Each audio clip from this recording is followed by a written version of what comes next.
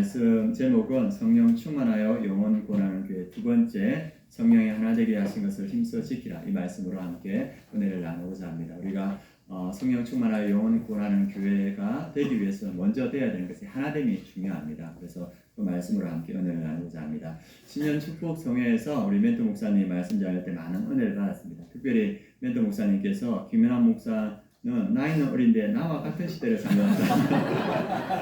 그 많은 은혜를 받았습니다. 저도 빵 터졌습니다.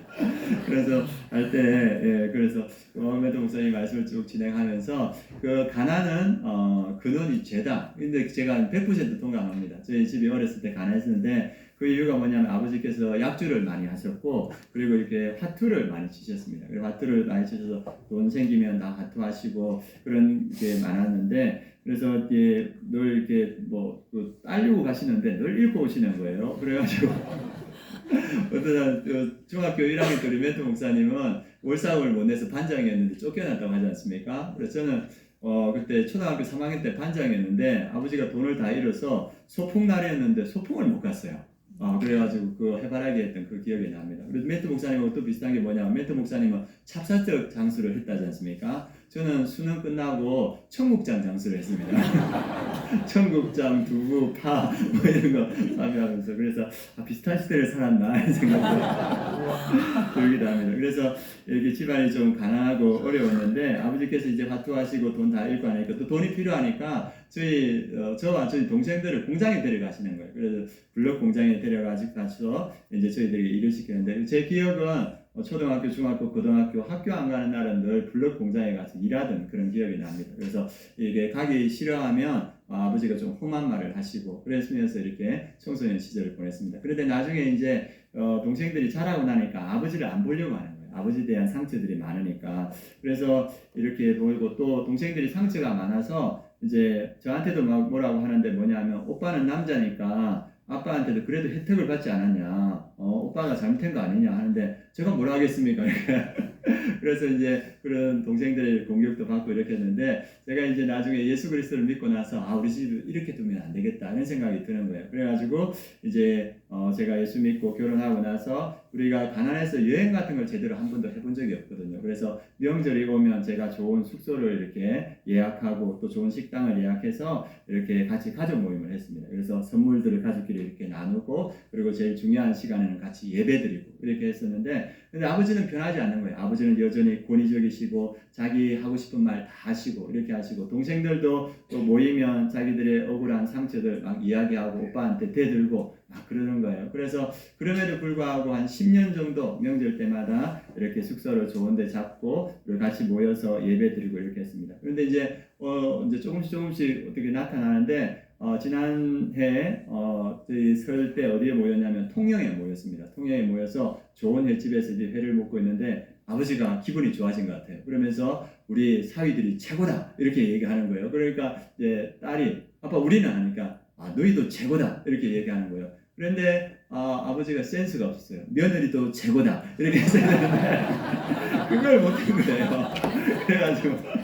그래가지고 그게 좀 아쉬웠다는 생각이 듭니다. 그러면서 아버지가 어떤 얘기를 하냐면 내가 참 잘못했다. 그 얘기를 어느 순간 이렇게 하시는 거예요. 내가 그때는 잘 몰라서 너희들이 그렇게 했다 이렇게 말하고 그렇게 하니까 이제 동생들이 아버지를 섬기는 거예요. 그래서 이제 제가 섬기는 것보다 동생들이 아버지를 챙겨주기 시작하고 사위들이 또 아버지를 챙기는 거예요. 그리고 아버지를 챙겨갈 때 막 배도 뜯어가지고 챙겨드리고 뭐 이렇게 하고 그리고 저는 이제 아버지 방문하는데 사위들이 아버지 환경이 너무 안 좋다고 집을 바꾸든지 뭘 바꿔야 된다고 막 이런 얘기를 하는 거예요. 그러면서 이제 가정이 이렇게 변화되는 걸 봅니다. 그래서 그걸 보면서 어떤 생각이 드냐면 아버지를 있는 모습 그대로 제가 수용하고 동생들이 상처 많은 그 모습들을 있는 그대로 수용하고 사랑으로 섬기니까 제가 변화시키려고 하지 않는데도 하나님께서 그들을 변화시켜가는 모습을 봅니다. 그래서 사랑이 사람을 변화시켜가는구나 이런 생각이 들고 또 아침에 묵상하면서 상처 많은 저희 동생들 또 매제들 조카들 저에게 왜 붙여주셨을까 그런 생각할 때 하나님께서 사랑하라고 붙여주시는 거라는 생각이 들었습니다. 마찬가지입니다.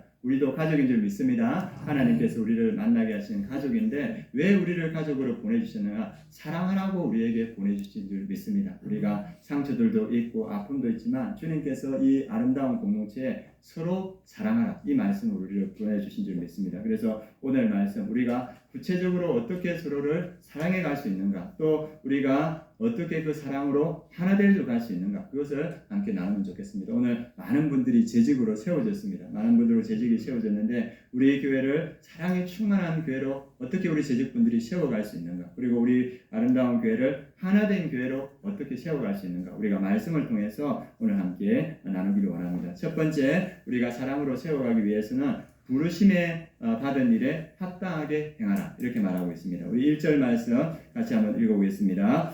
그러므로 주 안에서 갇힌 내가 너희를 권하노니 너희가 부르심을 받은 일에 합당하게 행하여. 믿음의 사람은 부르심을 받았다는 거예요. 우리 재직분들도 부르심을 받았지 않습니까? 우리 주님께서 하시는 말씀이 뭐냐 하면 사랑으로 충만한 공동체, 하나된 공동체가 되기 위해서는 부르심에 합당하게 행하라 이렇게 말하고 있습니다. 그러면 주님께서 우리를 어떻게 부르셨는가? 구체적으로 에베소서 1장 3절에서 5절에 잘 나와 있습니다. 우리의 부르심을 함께 읽어보도록 하겠습니다.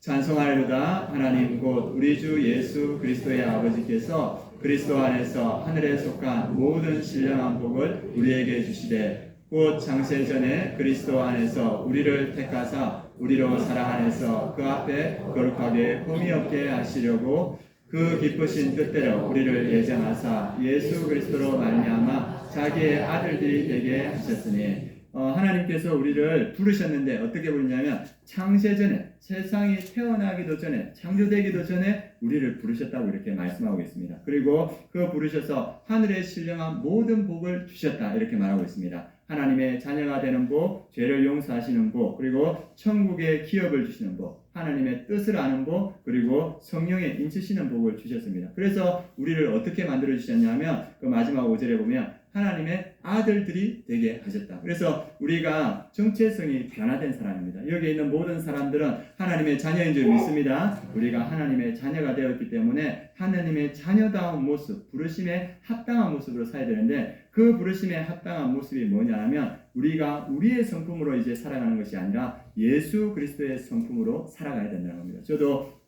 예수님 믿기 전에는 저는 법 없이도 살 사람이라고 생각했어요. 저는 착하다는 사람이라고 생각했습니다. 그런데 예수 그리스도를 믿고 보니까 제 안에 선한 것이 없다는 걸 느끼게 됐습니다. 그래서 예수님께서 우리에게 뭐라 하냐면 너의 성품으로 살아가는 것이 아니라 예수 그리스도의 성품으로 살아가라. 그것이 부르심에 합당한 일이다 이렇게 말합니다. 그럼 예수 그리스도의 성품이 무엇인가? 2절에 잘 나와 있습니다. 우리 2절 같이 한번 읽어보겠습니다.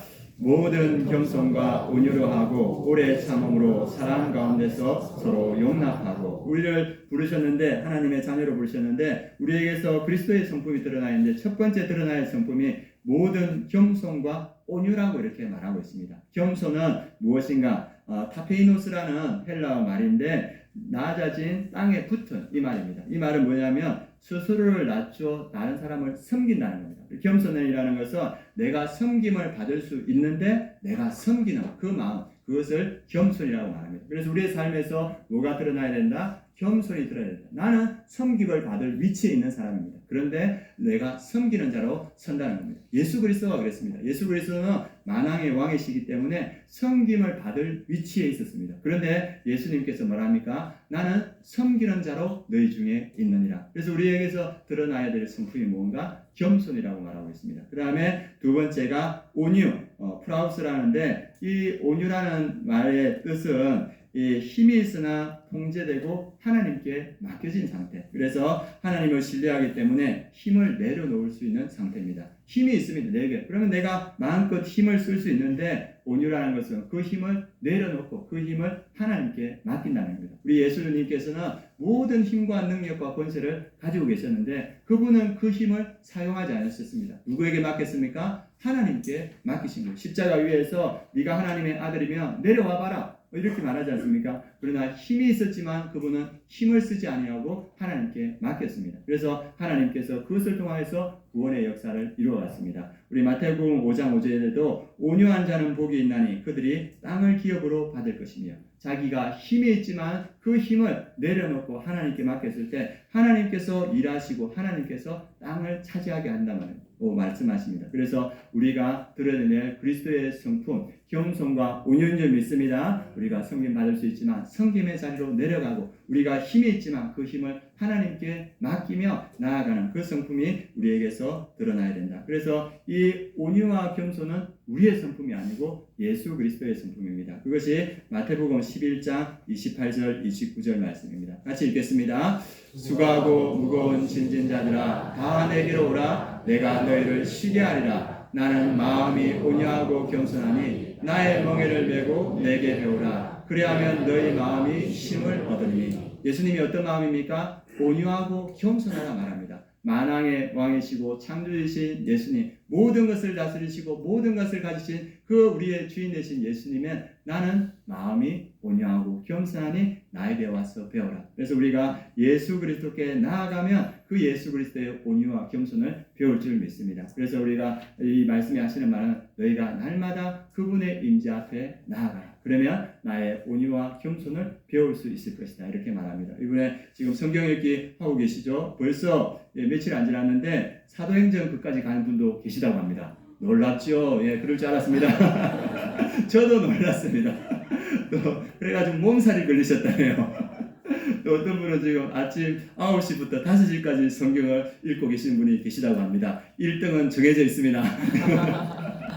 네, 그렇게 말씀 앞에 서 계시는 거예요. 그러면서 우리가 온유와 겸손으로 변화되고 늘 와서 기도의 자리를 지키는 분들이 계십니다. 그분들이 온유와 겸손으로 우리의 삶을 변화시켜 가는 줄 믿습니다. 누가 빚어가십니까? 예수 그리스도께서 우리를 온유와 겸손으로 빚어가시는 줄 믿습니다. 저번에 수요 예배 때 함께 나눴던 분인데 그 개척교회 목사님이 이렇게 너무 개척교회에 있으다가 뇌출혈로 쓰러지셨어요. 그래서 쓰러지셨는데 그 6시간 동안 그냥 방치되어셔서 이게 치료가 안 돼가지고 6시간 만에 발견이 된 거예요. 그런데 그 병원에 가서 수술을 했는데 이거 온전 치료를 못하는 거예요. 그래서 목사직을 내려놓고 이제 어렵게 사는데 그 아들이 신학의 길을 가려다가 일평생 하나님께 헌신했는데 그 아버지의 마지막 모습을 보고 이렇게 시험을 당한 거예요. 나 하나님 나 안 믿는다. 나 신학 안 간다. 그랬는데 주위의 형제들이 아버지가 너 그렇게 신학 가기를 원했는데 아버지가 나중에 너한테 너 공부 잘하고 있냐 물어보면 너 뭐라 말할래? 그러니까 그 말에 마음이 찔려서 신학교에 갔지만 그 신학교에 다니면서 언제나 마음속에는 하나님에 대한 분노, 우리 아버지를 어떻게 저렇게 만들 수가 있냐, 그리고 하나님에 대한 불신과 저항으로 가득 차서 이 신학교 생활을 했다고 합니다. 그리고 교회에서 사역을 하는데 왜 교회에서 사역하냐? 장학금 주니까 그냥 마지못해서 나와서 전도사 사역을 하는 겁니다. 그리고 학교에서 공부라 오더를 했겠습니까? 공부 안 하고 그냥 학교를 다녔는데 졸업할 적 3학년 때 하나님께서 자기를 찾아오시더랍니다. 그리고 자기가 기도하는 가운데 하나님께서 그에게 말씀을 주시더랍니다. 그 말씀이 뭐냐 하면 나는 마음이 온유하고 겸손하니 나의 멍에를 메고 내게 배우라. 내게 배우라. 그래서 그 말씀을 받고 분노와 저항과 그 아픔이 있던 그 마음이 녹아들이고 그 전도사님이 하나님께 고백했던 마음이 뭐냐면 내가 주님께 날마다 나아가겠습니다. 나를 가르쳐 주옵소서. 이때부터 이 전도사님이 주님 앞에 서게 됐거든요. 주님 임재 앞에 날마다 이렇게 나가니까 주님께서 이 전도사님을 만지시는 거예요. 그래서 신학교 3학년 때까지 공부 안 했죠. 분노밖에 없으니까. 그런데 자기가 주님 앞에 자기를 맡기니까 주님께서 자기를 다듬어 가시는데 어떻게 이끌어 가시냐 하면 자기는 실력도 없는데 오령교회 전도사라고 하게 하시고 또 남가주 사랑의 교회 청년을 담당하게 하시고 그리고 그를 인도하셔가지고 사랑의 빛 선교교회라는 건강한 미국의 큰 교회가 있습니다. 거기에 담임 목사를 이렇게 부르시는 거예요. 그래서 자기가 이제 담임 목사가 되어서 청빙위원장님이 그분에게 받았던 목회 계획서하고 그 다음에 목사님 추천서를 읽어봐라고 줬어요. 그래서 자기는 목사님 추천서가 어떤 내용이 있었는지 몰랐는데 자기가 청빙될 때 목사님들이 추천한 그 세 명의 추천서를 보니까 똑같은 말이 거기에 적혀 있는 거예요. 윤대영 목사는 마음이 겸손하고 온유한 목사입니다.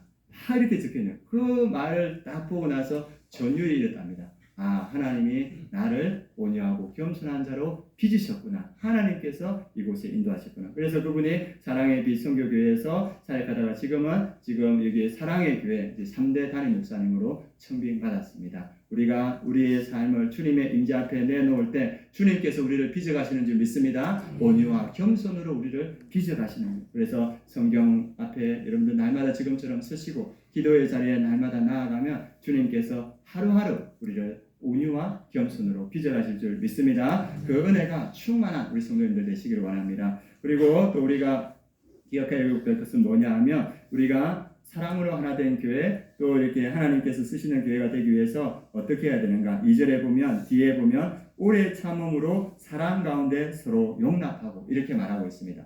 그래서 오래 참음으로 사랑 가운데 용납하고, 우리가 결혼할 때 서로 얼마나 예뻤습니까? 기억이 나십니까? 기억이 안 나시네요. 너무 오래되셔가지고.